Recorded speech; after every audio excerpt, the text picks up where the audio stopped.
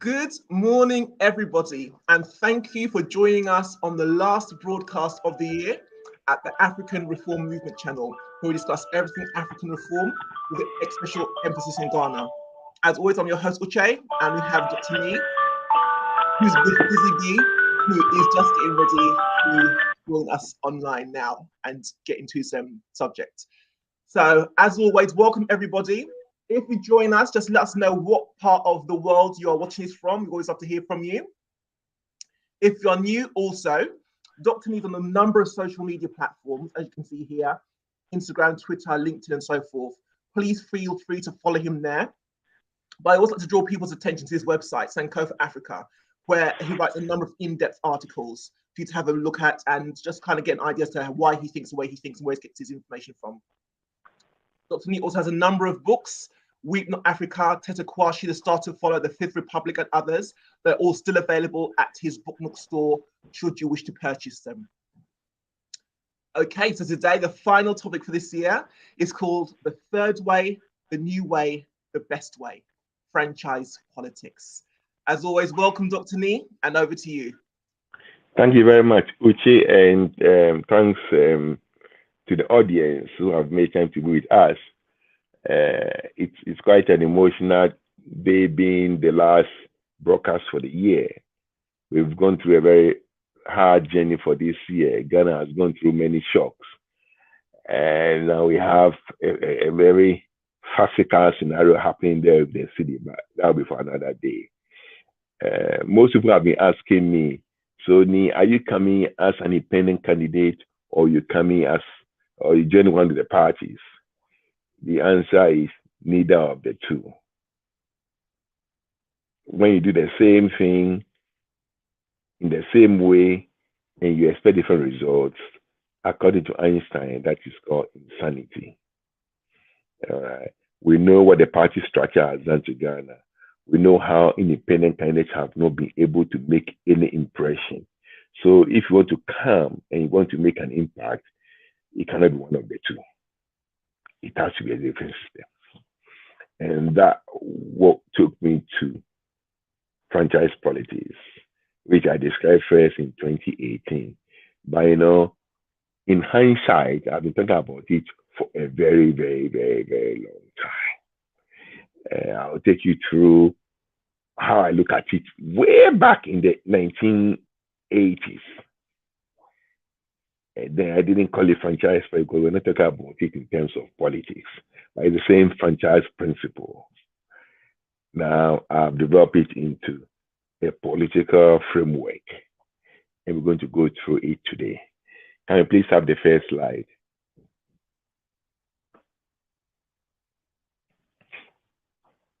Franchise politics, the third way, the new way, the best way. Next slide, please. The third way, in the beginning. In the beginning. Now, even the Bible, when you open Genesis chapter 1, verse 1, it says, in the beginning.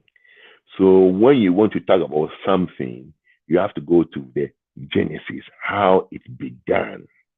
Then people are able to follow you to where you have gotten to and where you want to go. In the beginning. In the beginning, in 1954, Ghana held the general elections. And I've tried to put the results of the general elections there. CPP got 55.4% of the seats, of the votes, of the popular votes. But I got 72 out of 104 seats. Now, the second group got 22.1%. More than 1 out of 5 Ghanaians voted for independence. As a matter of fact, the next party, the Northern People's Party, got only 9.4%, less than half the votes that the independents got. And the GCP of Buzia got 4.6. As a matter of fact, if you add the votes of MPP, GCP, and Togolese Congress, when you put all together, they still will not match the votes that independence got. So from the word go in the beginning, independence had, or Ghanaians had a lot of respect for independent candidates. 22.1% of Ghanaians voted for independence. They did not belong to any political party. That's quite revealing. I'm sure you are hearing this for the first time.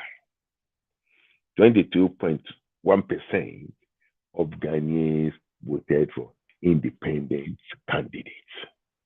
And that's why I say it's always important to go to the beginning. In the beginning, 22.1 Ghanaians did not identify with any political party. They voted for independence. The problem is that this independence did not operate under one umbrella. They were just independence and independence. So what happened? By 1956, at the 1956 elections, the 11 independents, the 11 MPs have reduced to 2 because the ruling government was able to suck them in.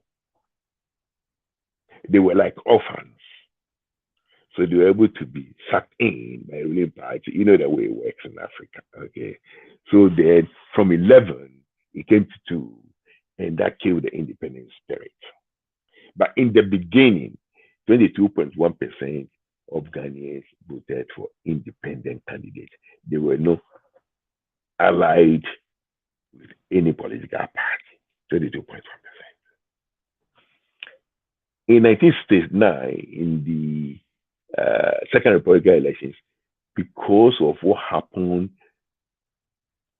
in 56, the independent spirit was completely dead. There was only one independent candidate in a parliament of 140 members, and that independent candidate was Mr. Harry Sawyer, my grand uncle and MP for Suplote. The whole Ghana, the only place that still held on to the independent spirit was Suplote, my constituency. We go back to the beginning. Now, what I'm saying is something that you understand as we go on. In the beginning, 22.1% of Ghanaians voted for non-party people. Next slide.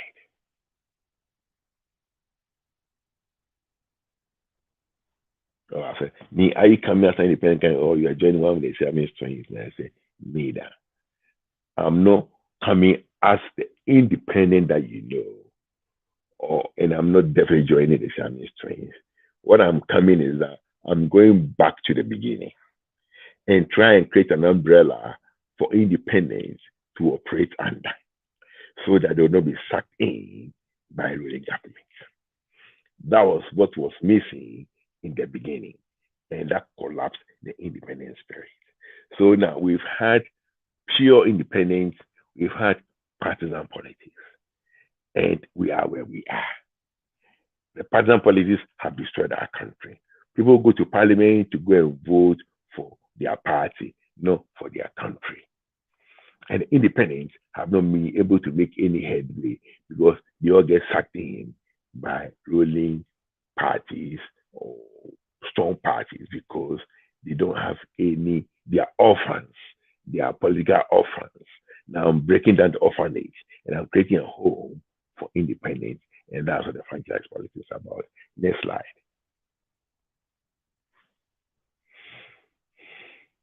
All right, so franchise politics and life. I'm going to touch on 2 areas. One, the church. Most people don't know, but as a matter of fact, the church was built on the franchise principle. You see, there was no structure to the message of Jesus Christ when he died. The person who put structure to the message of Jesus Christ was Apostle Paul. Yes, there was no structure. He was just talking in synagogue and moving around and healing people and there was no structure to it. But after the first missionary journey, the apostle Paul said, how am I going to organize these people I've converted into powerful force? And then the concept of church as an institution began. But how did he do it? Apostle, how did he do it? He brought the concept of the local assembly. The local assembly, Apostle Paul, became the franchisor. You see, franchise basically is an agreement between a franchisor, the innovator, the brand owner, and those he sublets the brand to operate their business. So the brand owner, the franchisor, comes with a brand. Others come and take up the brand. He sublets the brand to them at a fee, and then they start their business based on the brand. They are the franchisees. And that's how the franchise partnership works. So Apostle Paul went around, preached, converted people, and then he set up the local assembly. The local assembly concept that fed from him. He became the franchisor.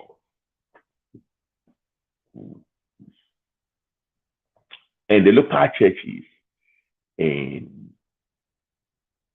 Galatia, in Corinth, in Ephesus, in whatever, they became the local assemblies. They became the franchisees that fed on the menu from the Apostle Paul.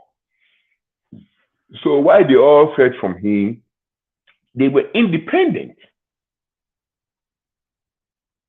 Now, when you go to Church of Ephesus, you hear that they are preaching the same thing as Church of Corinth, as Church of Philippi, as Church of Galatia. They are preaching the same thing, but they are owned differently by local people with their own board, with their own bishop, with their own deacons. The same pattern, but they own independently by local people. That's how the Apostle Paul established the church. It was a franchise system. And that's what John Wesley did. So we have Methodist Church in Ghana, which operates on the theology of John Wesley, but it's independent from the Methodist Church in Nigeria, or in Togo, or in Ivory Coast, or wherever. They may preach the same thing, they may sing the same hymns, but they are operationally independent. They have their own presbytery that controls everything. They have their own everything. They are independent. The franchisor in their case was John Wesley. And the franchisees were the local administrators of the church. They fed from the teachings and the theology of Wesley, but they were independent operationally. Now, and this is where it's interesting. I joined the International Central Gospel Church in 1987. A friend of mine, Eric Engman, who probably is watching me, invited me there in February when the church was celebrating its 3rd anniversary. In the same year, I went to university. Now, in those days, Mr. Tabo was preaching against branches of churches. He was talking about local assembly as independent units, following in the way of Apostle Paul and John Wesley. In fact, that was the first major split in the structure of the church as perceived within the charismatic movement. What's his name? Duncan Williams of Action believed in branches. Ochavo did not believe in branches. He believed that no, there should not be a headquarters with branches around. Every local church should be independent. Although they may feed from the same franchisor, they must be operationally independent of the franchisor. Somehow along the line, for whatever reason, he succumbed and also went on the branches trade. Obviously, there must be financial inducement if everybody is under you and nobody is financially independent. Everything comes to you. So it became a business that is owned by one person, not a business that is based on a franchise agreement. There's somewhere there with the menu, others buy of the menu, but they are independent. The independence of the local church collapsed. And what do we see in Ghana? Disaster. The original idea of the founders of the church was a franchise arrangement between the apostles and the local churches. The local churches are supposed to operate independent of each other. But now we have a party structure operating the church. No wonder they call the wives of the founders of the church first ladies. We are supposed to be the light to the world. Now the word is light unto us. We got to go back. We got to go back. And now the success of Apostle Paul, the success of John Wesley was because they operated the franchise principle. The greed that has gripped Ghana and the Christians in Ghana is because we have gone the party way, not the franchise way. The second example of the franchise principle is in the marketplace. When we're kids, for instance, so we have a place, a woman called Skin Pay. They call it Kenke factory. Skin Pay will cook Kenke for maybe the whole of Accra or whatever.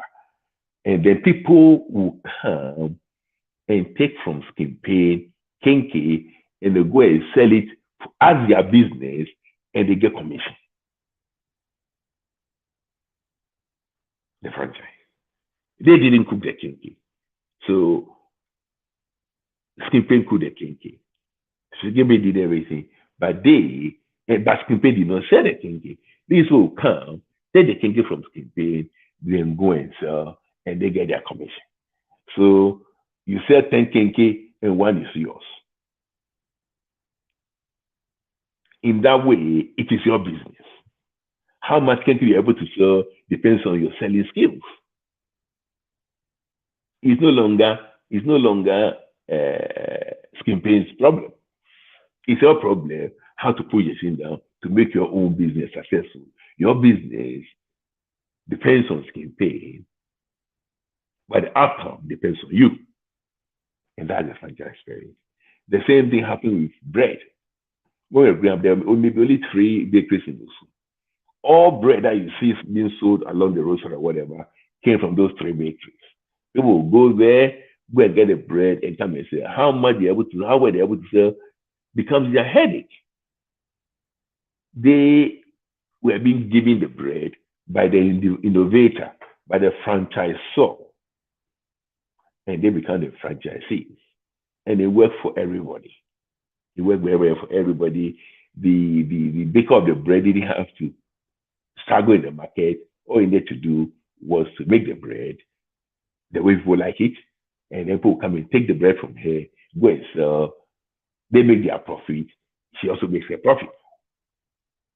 And the same principle is something like, for those of you outside Accra, whatever, in the West or whatever, that's the principle of McDonald's or KFC or Red Rooster in Australia or any or what do you call that place?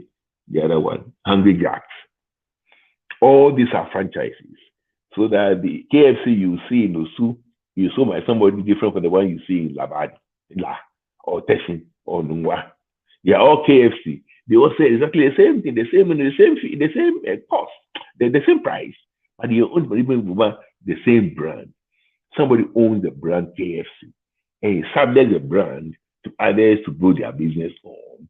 And they're paying for the innovation and the brand, and they also make their business. And that is what I want to do. So that those people who come as franchisees, they're independent contractors,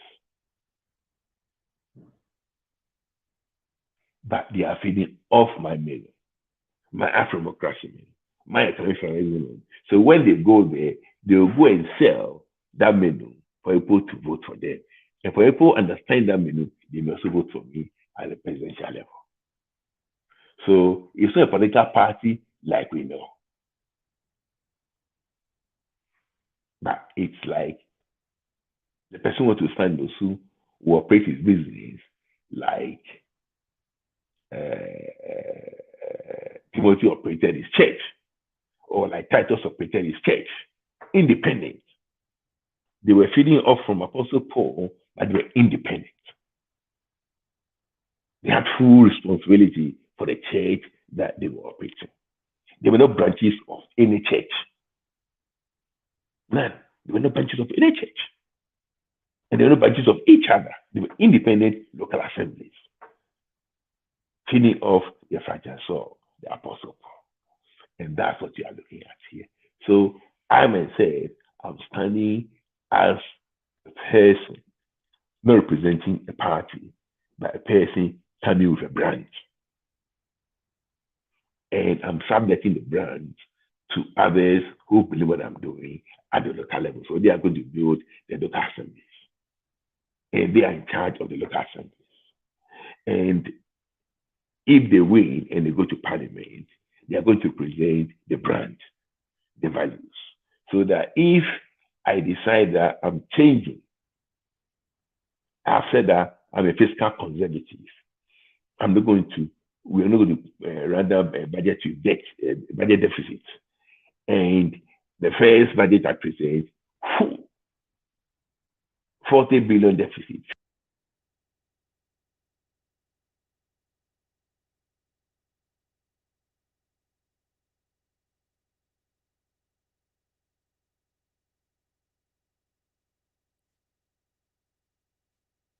Okay.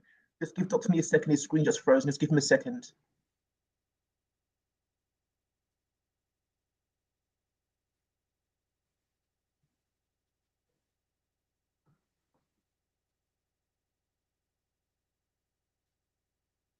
Just contact him.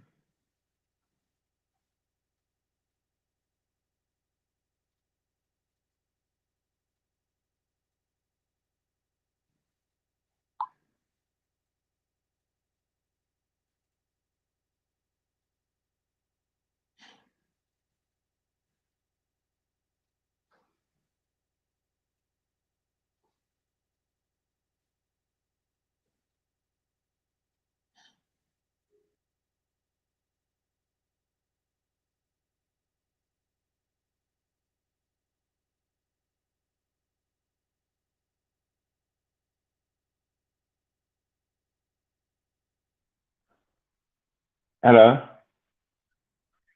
Yeah, you're back now. Okay, We can hear you. Sorry, you froze for about 20 seconds. Okay. So we are talking about the franchise principle, how it operated at the beginning, the church, how it used to operate in the marketplace in Ghana, and how we can make it a political principle. From a spiritual principle to economic principle to a political principle. And that's what I'm coming with. So when people ask me, are you coming as an independent or you are coming as a political party? My answer is neither of the two. I'm coming as a franchise politician with a brand that will sublet to others to build their local assemblies for themselves.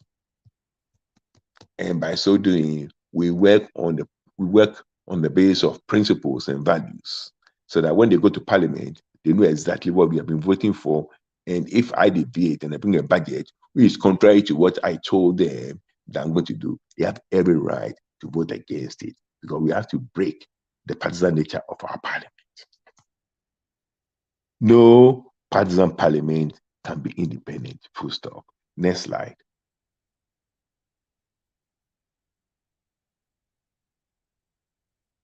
The best way.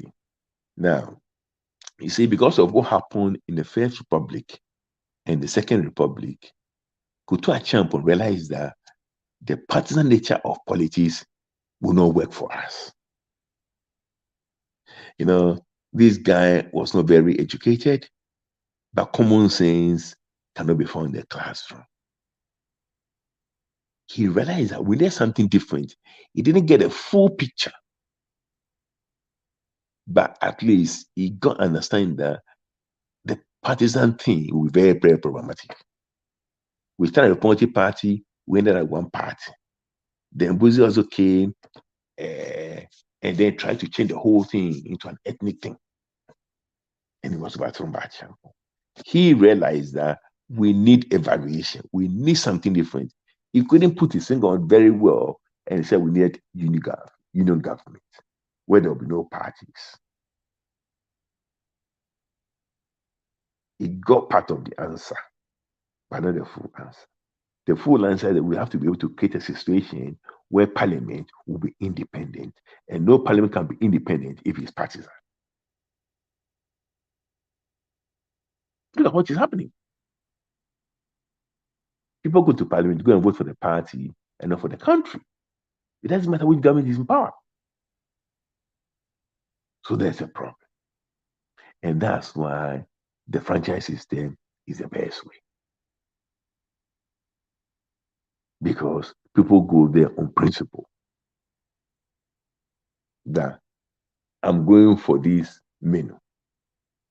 The president changes the menu midway. He said, no, sorry, that's not what we agreed on. We cannot have an independent parliament with partisan politics. It's impossible. You see, Jerry Rawlings he said it till he died that he didn't like this system. He didn't have a clear answer, but he knew there was something wrong when people are being arranged along party lines in such big numbers. They become slaves of the party. The parties tend to abuse them. And that's what we are having in Ghana today. Everything party A wants, party B doesn't want. No principles. No principle. When we have local assemblies who are independent of anybody in power as president, will break this thing. This is what I'm talking about. Franchise politics. So I'm not coming as a party man. I'm not coming as independent. I'm coming as a franchise man. Partisan politics can't be. Partisan parliament can't be independent. Next slide. Oh, is that all?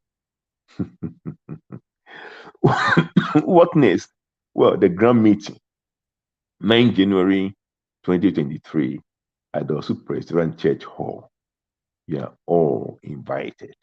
We are planning to shake Accra, and you have to be part of history. Come one, come all. Chwa Omanyama.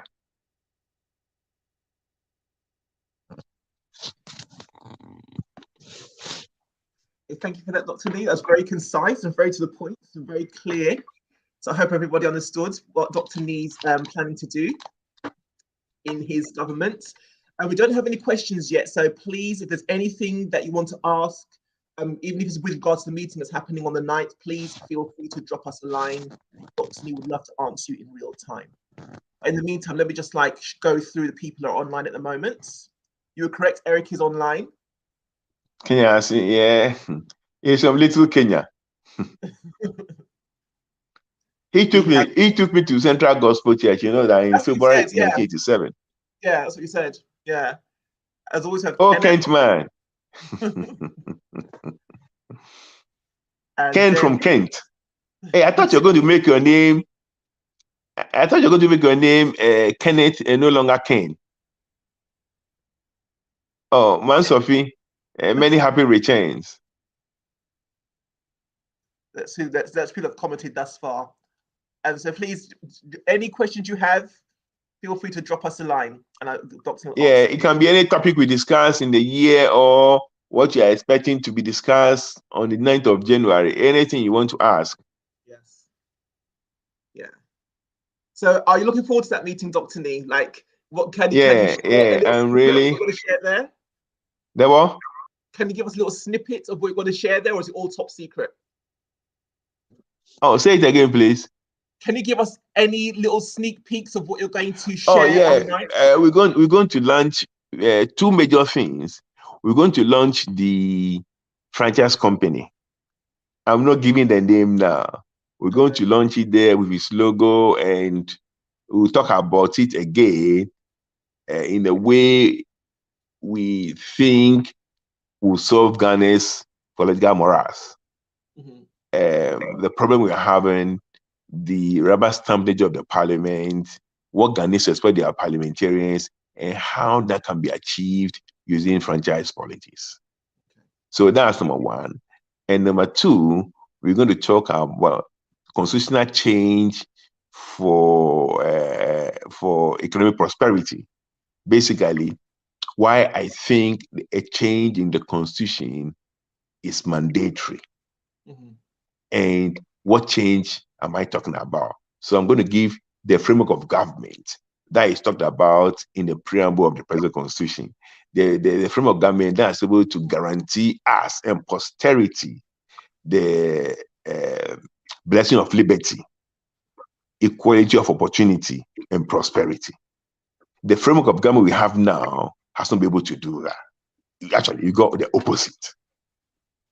So we are talking of a new framework of government, which will meet the aspirations of Ghanaians, will guarantee us and posterity, prosperity, blessings of liberty, and equality of opportunity. Equality of opportunity means that every capital city must be the same as Accra. That's when you spread opportunity. Otherwise, everybody will come to Accra. And to do that means you have to federate. Equality of opportunity can never mean Accra equals to Ghana. Equality of opportunity means that every state capital, every state has what it takes to look after its own people. And I'm in Australia, and that's what it is here in Australia. I know that. So it's going to be interesting. I'm going to put up a framework of government that has not been thought about ever in Africa. We've got to move forward. The world can also learn from us. We're also children of God. Oh. Eric says this. He says, you keep breaking. I can hear you clearly, though. Oh, is that so? I mean, I can hear you clearly, but I don't know if anyone else is having the same problem. Is anyone else having the same problem?